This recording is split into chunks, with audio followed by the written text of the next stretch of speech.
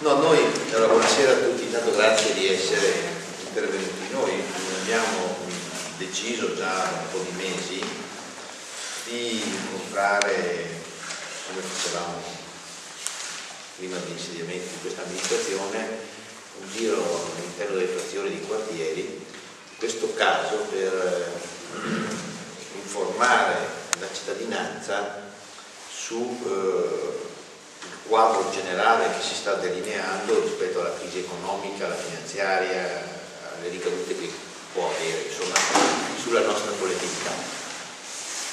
Perché si sente parlare di patto di stabilità, si sente parlare di federalismo fiscale, si sente parlare di finanziaria, però alla fine pochi riescono, forse, almeno questa è la nostra percezione, riescono a cogliere la gravità della situazione che stiamo attraversando e i problemi che questa sta producendo. Allora, la riunione di questa sera è incentrata su un obiettivo più generale, che è quello nazionale, poi vedere un po' le ricadute di Portogallo e poi rispetto al 2011. Allora, diciamo innanzitutto che cos'è il patto di stabilità in modo molto semplice e non anche magari puntuale. Sono delle regole finanziarie che vengono decise a livello di comunità economica europea per mantenere, anzi per ridurre il debito in rapporto alla ricchezza prodotta. Tutti gli Stati membri sostanzialmente devono rispettare le regole perché devono avvicinarsi a spendere quanto producono, perché i deficit poi producono ricadute ampie non solo sullo Stato ma anche sulla comunità economica europea. Che cos'è il patto di stabilità? Allora, il patto cosa dice? Ma in termini molto banali. Lo Stato dice: tu poi comune devi spendere tanto quanto tu incassi. Quindi incassi in termini di trasferimenti allo Stato, trasferimenti alla Regione, risorse che tu prelevi dai cittadini e quant'altro. Se tu sfori questo equilibrio, lo Stato ti trasferisce risorse in meno rispetto allo sforamento del patto. Tu incassi 100, spendi 150, lo Stato ti trasferisce 50 in meno. Detto in modo molto semplice, molto banale, però questo è. Da qui si capisce perché il Comune di Portogallo, che ha un bilancio sano e ha un avanzo di amministrazione, ha soldi in cassa di circa 2 milioni di euro, forse di più adesso, e non può spenderli perché sono riferiti al 2009. Se io potessi spendere quei soldi, è chiaro che le entrate rimangono tali. Se spendo anche quelli dell'anno precedente, vuol dire che non c'è più l'equilibrio all'interno dell'anno. Ecco perché lo Stato ci dice: anche se tu hai i soldi, tu non li spendi, perché la regola del rispetto del patto è quella che tu devi spendere nell'anno quanto tu incassi. Questo è in sintesi il significato del patto di stabilità. Questo patto, queste regole incidono pesantemente sulla gestione dell'amministrazione comunale. Nel 2010, per esempio, ha i soldi ma non può spenderli. Ha un piano delle opere pubbliche ma non può realizzare le opere pubbliche. Questa situazione poi, se nel 2010 la rapportiamo a una instabilità politica nazionale che tutti vediamo tutti i giorni, insomma, adesso non faccio adesso questioni politiche, oggi registriamo che c'è una forte instabilità politica. Questo produce effetti non positivi, nel senso che quando c'è incertezza nazionale le ripercussioni sono a livello internazionale, così come se succedono fatti come quelli che sono successi in Grecia, in Irlanda in questi giorni, in Portogallo, in Spagna, magari più avanti in altri paesi, questo va a incidere sugli equilibri europei. Quindi questa situazione di instabilità crea ulteriori problemi a cascata a tutti i livelli istituzionali d'Italia.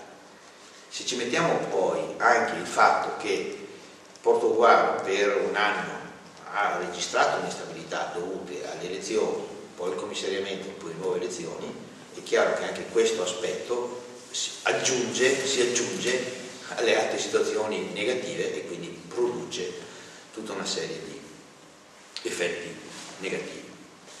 Quindi il 2010 è stato un anno, se volete, che ci ha per la prima parte dell'anno impegnati tutti per quegli obblighi che derivano dopo le elezioni, costituzione giunta, commissioni consigliari, nomine, tutta quell'attività che poi c'è stata l'estate e poi siamo caduti dentro nella operatività con un bilancio che aveva fatto il commissario, che per certi versi siamo riusciti a anche modificare, ma ormai siamo a fine anno e ormai anche quest'anno è quasi finito senza poter realizzare le opere che noi avevamo previsto.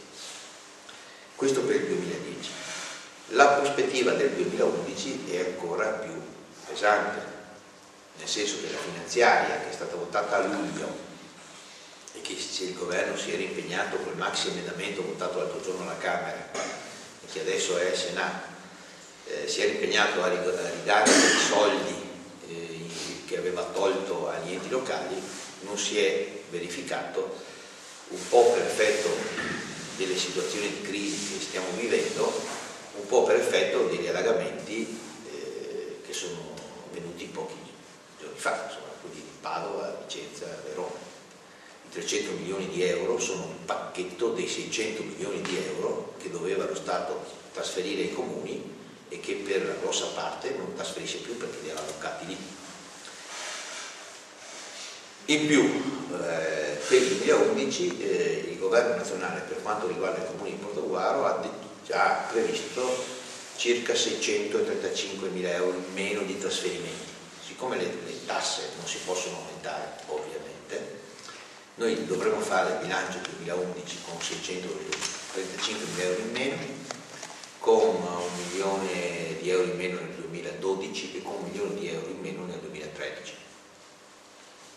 Quindi la situazione è grave, nel senso che si tratta di capire, nonostante quello che stiamo facendo in maniera anche impegnativa, se riusciamo a contenere e recuperare questi 600 mila euro che lo Stato ci dà in meno, ma che sarà comunque difficile.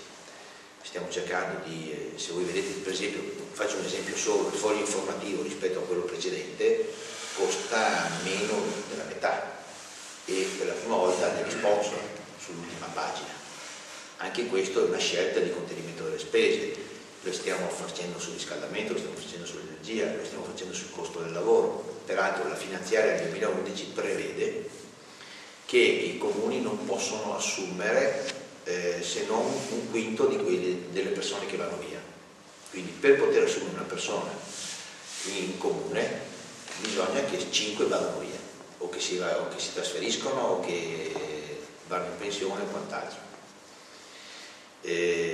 Prevedono, cosa pesantissima, sulla cultura quello di spendere il 20%, quindi non si può spendere più del 20% di quello che si è speso nel 2009, cioè vuol dire che se io spendevo 300.000 euro ne devo spendere 20.000 euro.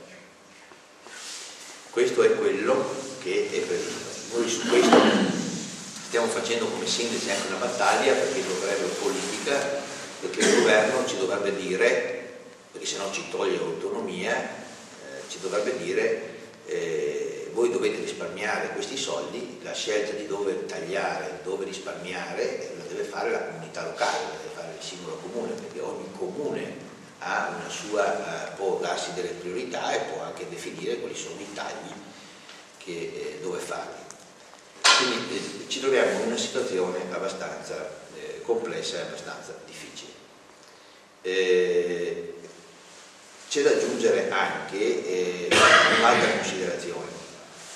Noi stiamo cercando di fare queste riunioni anche perché è difficile far capire alla gente di dire che non ci sono magari soldi e poi si vede realizzare e spendere 650.000 euro per il campo sportivo, per il tribune. È difficile farlo capire, come dite dite che non ci sono soldi, dite che dovete rispettare il patto di stabilità, questo non è nel bilancio, eppure in 2 mesi si è realizzato sta roba.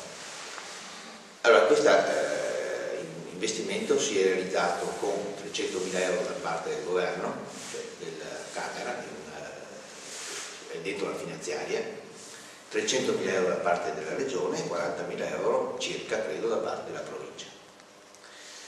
Perché si è realizzato in così breve tempo? Si è realizzato in breve tempo perché c'è una convenzione comune e società che anziché realizzare il comune l'opera direttamente, che ci sarebbe voluto molto tempo, l'opera in termini convenzionali la realizza la proprietà della squadra e quindi i tempi sono molto ristretti e si è potuto realizzare in breve tempo quell'investimento.